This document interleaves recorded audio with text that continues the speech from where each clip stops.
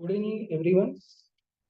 I am Dr. Sharad Garudkar, consultant nephrologist and transplant physician, Ahilya So, आपण आज पायांवर सूज का बरं येते, विविध कारणांमुळे जी पायावर सूज येते त्याविषयी जाणून घेणार आहोत. त्याची कारणे, लक्षणे, उपचार आणि आपण क्रॉनिक किडनी डिसीज जो किडनीचा किंवा मूत्रपिंडाचा जो आजार आहे त्याबद्दल आपण काही जाणून घेणार आहोत. तर बऱ्याच वेळा आपल्या अशा लक्षात येतं की पायावरती खूप सूज आलेली असते आणि बऱ्याच वेळा पेशंट्स त्या सुजेकडे दुर्लक्ष करतात.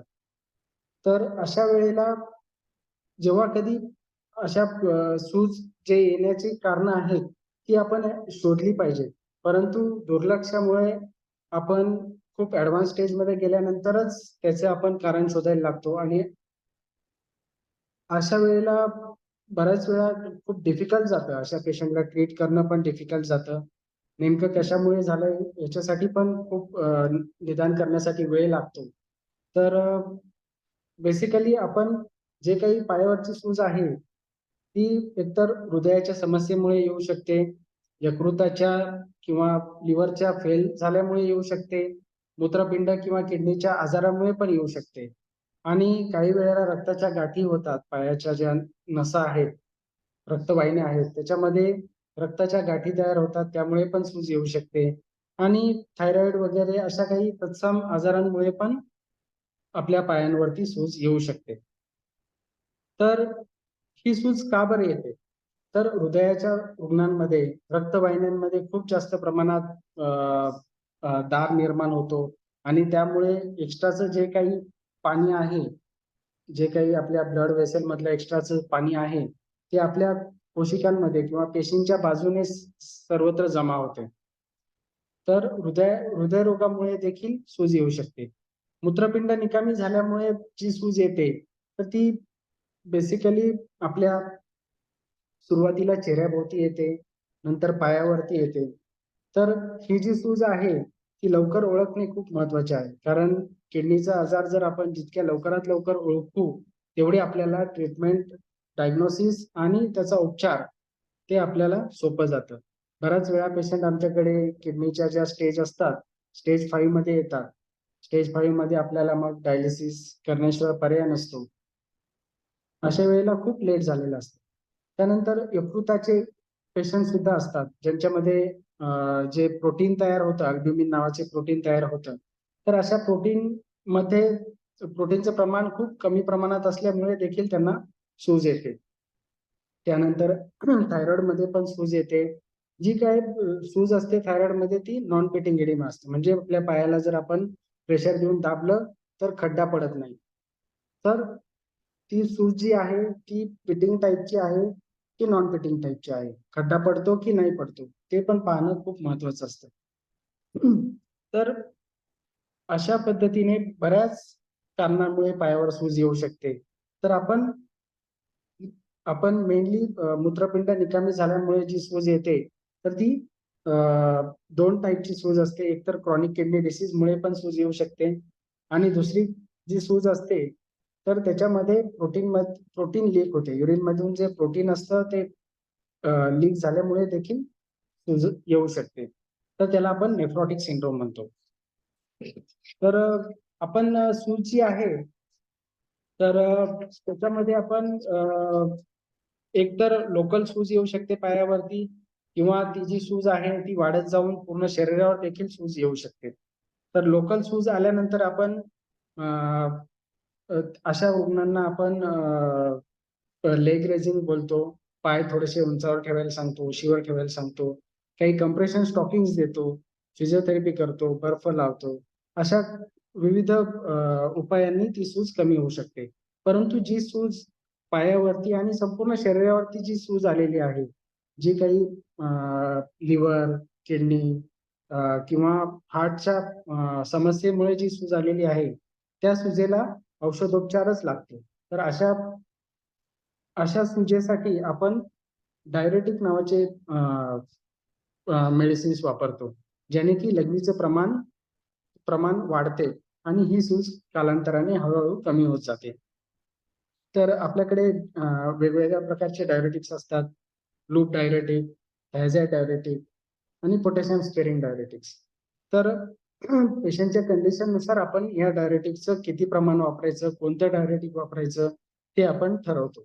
शक्यतो आपण किडनीच्या पेशंटमध्ये पोटॅशियम स्पेअरिंग म्हणजे हे डायureटिक आपण अव्हॉइड करतो, कारण त्याने हायपरकॅलेमिया म्हणजे पोटॅशियमचं खूप जास्त प्रमाण वाढू शकतं. त्यामुळे आपण ते शक्यतो टाळतो. तर बेस्ट डायureटिक आपल्या किडनीच्या आजारामध्ये लूप डायureटिक आहे. त्याच्यामध्ये आपण टॉर्सिमाइड, फ्युरोसेमाइड हे सगळे डायureटिक वापरतो आणि जर अजून आपल्याला डायureटिकची आवश्यकता भासल्यास आपण थायझाइड डायureटिक आपण वापरू शकतो. तर हे झाले आपले जी काही सूज येते त्याबद्दल आपण बोललो. आता आपण बोलूयात की किडनीचा जो आजार आहे, क्रॉनिक किडनी डिसीज याच्याबद्दल आपण बोलूयात. त्याचे नेमकी डेफिनेशन काय आहे, त्याचे आजाराच्या स्टेजेस काय आहेत, त्याच्यामध्ये काय काय लक्षणं दिसतात आणि नेमके कशामुळे होतो किडनीचा आजार याबद्दल आपण जाणून घेऊयात. तर सीकेडी मध्ये, क्रॉनिक किडनी डिसीज मध्ये जेव्हा किडनीचं जी रचना आहे त्याच्यामध्ये बदल होतो किंवा किडनीचं जे कार्य करण्याची क्षमता आहे, तर ही जी क्षमता कमी होते आणि हे सगळं 3 महिन्यापेक्षा जास्त काळ चालतं. तर अशा वेळेला त्याचा आपल्या आरोग्यावर परिणाम होतो आणि यालाच आपण सीकेडी असं म्हणतो. तर सीकेडीच्या 5 स्टेजेस आहेत. तर त्याच्या ज्या 5 स्टेजेस आहेत त्याच्यामध्ये आपण ई-जी-एफ-आर नुसार त्याच्या स्टेजेस केल्या जातात. जेव्हा क्रिएटिनिन नुसार आपण ई-जी-एफ-आर कॅल्क्युलेट करतो आणि सपोज क्रिएटिनिन ई-जी-एफ-आर 90 पेक्षा जास्त असेल तर आपण त्याला सीकेडी स्टेज 1 म्हणतो. सीकेडी स्टेज 2 मध्ये जी-एफ-आर 60 ते 90 असतो. सीकेडी स्टेज 3 मध्ये त्याच्यामध्ये 2 भाग आहेत. सीकेडी स्टेज 3A आणि सीकेडी स्टेज 3B. तर 3A मध्ये जी-एफ-आर 45 ते 59 असतो आणि सीकेडी स्टेज 3B मध्ये जी-एफ-आर 30 ते 44 असतो आणि सीकेडी स्टेज 4 मध्ये जी-एफ-आर 15 ते 29 असतो. सीकेडी स्टेज 5 मध्ये जी-एफ-आर 15 पेक्षा कमी असतो आणि मोस्टली पेशंटला सीकेडी स्टेज 5 पेशंटला डायलिसिसची आवश्यकता भासते.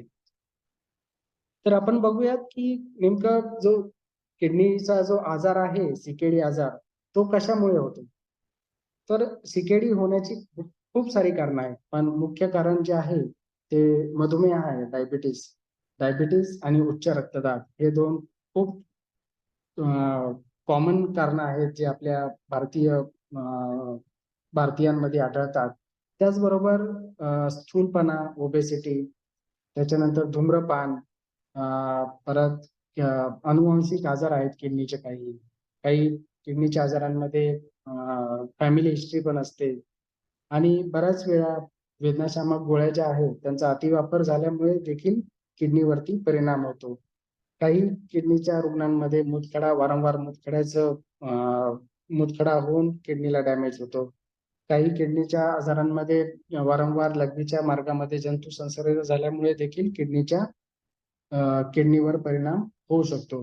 तर आपण शॉर्टमध्ये आपण काही कारणं बघितली, पण किडनी निकामी होण्याचे बरेच कारणं आहेत.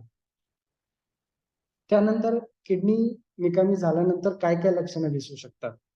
तर बऱ्याच वेळा किडनीला आपण सायलेंट एपिडेमिक किंवा सायलेंट किलर म्हणतो. बऱ्याच वेळा किडनीचा जो आजार आहे, तो आपल्याला काहीच लक्षणं दाखवत नाही. कारण तो हळू-हळू आपली किडनी डॅमेज होत गेल्यामुळे ते आपल्या लक्षात पण येत नाही. तर बेसिकली किडनीच्या आजारामध्ये थकवा येणे, पायावरती, चेहऱ्याभोवती सूज येणे, त्याच्यानंतर लघवीचे प्रमाण कमी होणे किंवा रात्रीला लघवीला वारंवार येणे किंवा लघवीमधून फेस येणे, त्याच्यानंतर दम लागणे, मळमळ, उलटी, भूक न लागणे, पायाचे जे मसल्स असतात त्यांच्यामध्ये क्रॅम्प्स येणे, शरीरावर शरीरावर खाज येणे, असे विविध आपल्याला त्याची लक्षणं दिसू लागतात. त्यानंतर आपण सपोज आपल्याला किडनीचा आजार झालाच, तर आपण खचून न जाता त्याला धैर्याने कसं सामोरं गेलं पाहिजे ते आपण पाहूयात.